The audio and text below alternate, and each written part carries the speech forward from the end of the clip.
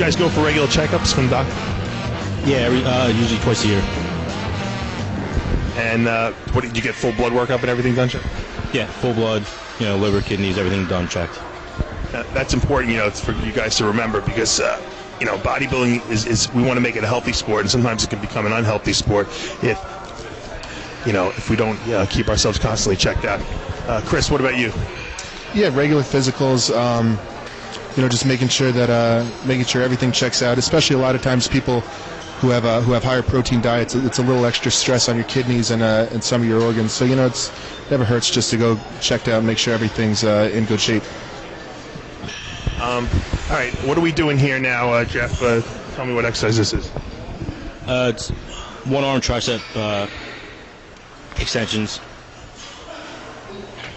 And what are you concentrating mostly on when you're doing these exercises? Lowering the dumbbell behind my head as far as I can for a stretch, and squeezing at the top to get the full effect. Good.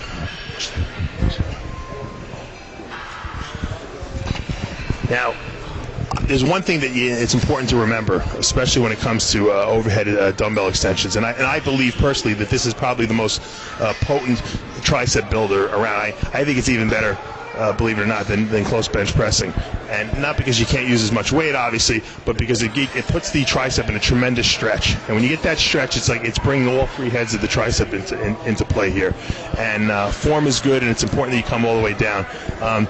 From your experiences, I'll ask this to Kris. What do you feel about these movements? And do you ever do them with cables, or do you always do them with dumbbells?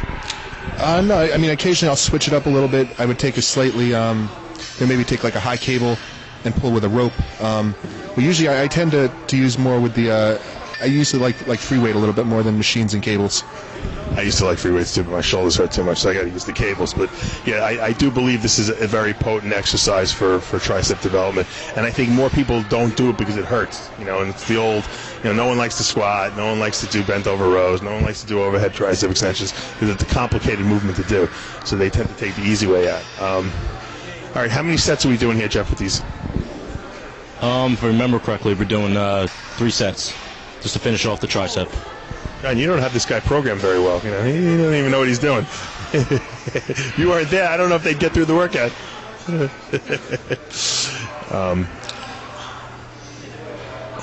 When you're going through this movement, okay, and I'm watching you here, Jeff, and you got some good intensity, and I see that you're really bring the tricep into play here. What are you thinking about most, the top contraction part or the down part where you're getting the full stretch? No, definitely the down part where I'm getting the full stretch. And the reason I ask you that is because there's a reason. Most people don't realize it's the way up of the positive portion of the movement is really just a strength generator. It doesn't build muscle. It's the eccentric or the negative portion of the movement, the stretch. It's actually tearing down the muscle fibers and is going to make this muscle grow bigger. And it's an important point to make because I think a lot of people usually just let the weight come down, let gravity bring it down. And I noticed you were really lowering the weight deliberately, with good control. Yeah, the reason why I was lowering the weight is because you get the high point of the tricep. Yeah, but my point is that it was good the way you were doing it because you're getting a nice stretch, and the muscle's really going to grow better. And the reason we're bringing this point out is because there are a lot of beginners, watching this, and a lot of people, and I know you guys see them in the gym all the time. They just let the weight kind of come down under gravity, and then they push the weight up properly, but they don't control the weight down. And just watching you guys, you can see the nice, deliberate, slow, way you come down with the weight. Any comments, Kris? Yeah, I'm keeping it deliberate, and then this is where we're talking about the every man for yourself because I'm getting stuck here. But the good thing with using a one-arm movement, you got your other hand to kind of self-spot you. So even though you are still getting, you're still maximizing the whole movement because you're giving yourself just enough help as you need to get through the rep. You guys ever do this, Kris? One dumbbell, 2 hands, or are you guys too big now to do this?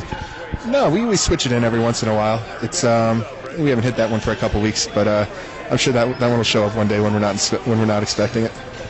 Jeff, you're pretty big there, and you got pretty big delts and arms. Are you able to get your arms back to grab one dumbbell? No. I didn't think so. All right.